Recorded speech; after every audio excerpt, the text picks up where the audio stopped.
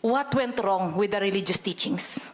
Okay po. Kayo lang ba yung santo at kami yung makasalanan? Hindi namin tanggap na sorry ma'am, kami ng mga members ng KOGC habang nandun sila nag-aamin-amin. Parang ano kayo, banal? Kami yung makasalanan? Ano po yung na-observe nyo? Meron po bang nangyaring police brutality dun sa narrative po na iyon? So far, walang police brutality sa part namin. Kami yung na-brutalized. Oh, paano po sorry. nangyari yon? Kasi every media member na pumunta doon, na members of the press, we've been subjected to harassment, intimidation, threat. And it came to a point na ako mismo, hinarap ko sila kasi if hindi ko sila tuturuan kung paano masaktan, paano nila ma-feel yung nafe-feel namin. Actually, yun yung pangalawang at huling tanong ko, naharas po ba ang media at saan galing yung harassment na yon? Sa PNP ba? Sa KOJC ba? Sa iba pa? Nung day 1, that was August 24, feeling namin we were cheated of the basic information from both ends. Alam ni Atty. Torion ran. Hindi kami lumabas si Atty. Torion, nandyan siya. Alam ni Director Torre. Day 1, we were at the roadside. Lumabas si Atty. Torre, na-accommodate naman kami. Later on, lumabas si Director Torre, na-accommodate naman kami. That was August 24. On August 25th, ito na yung first confrontation ng members of the press with some members of KOGC sa main highway. Okay. Ito yung August 25. And August 26, 1 o'clock in the afternoon, 1:30 in the afternoon, ako as president of MIPC, I went to see Atty. Torion and General Torre. Nagpapirma kami ng papel, parang yung for a harmonious relationship, harmonious coverage. That was 1:30 in the afternoon. After 5 hours, about approximately 6 hours, yun, nagsimula na naman yung nahulog yung taga TV5.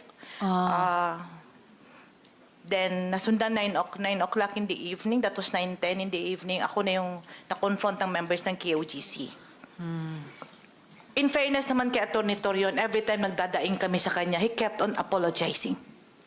It came to a point na nagtatanong kami with this beauteous, sprawling 30-hectare property covered with plastic Bermuda.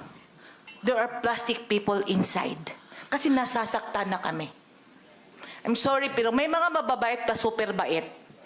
May mga tuso talaga po. And we were not, ang kalaban namin is kami yung legitimate na nagko-cover. Kami pa yung tinatawag na bayaran na sila man na yung tumatanggap. Kami na nga yung, I'm not referring to the key officials here. Okay? But this is a question of leadership. Hindi namin tanggap na sorry ma'am, na kami ng mga members ng KOGC habang nandun sila nag-aamin-amin. Parang ano kayo, banal? Kami yung makasalanan? Yun yung Pastor, I know, Madam Chair, that Yes, the Ms. pastor is Edita, here. please don't address the other resource persons directly. Through the chair na lamang Madam po. Chair, I know that the pastor is here. I would like to tell him, with the experience we have had, we are asking and questioning what went wrong with the religious teachings. Okay po. Kayo lang ba yung santo at kami yung makasalanan? Okay po. And Okay. ito yung pinaka-unfair. We were craving for information from both ends.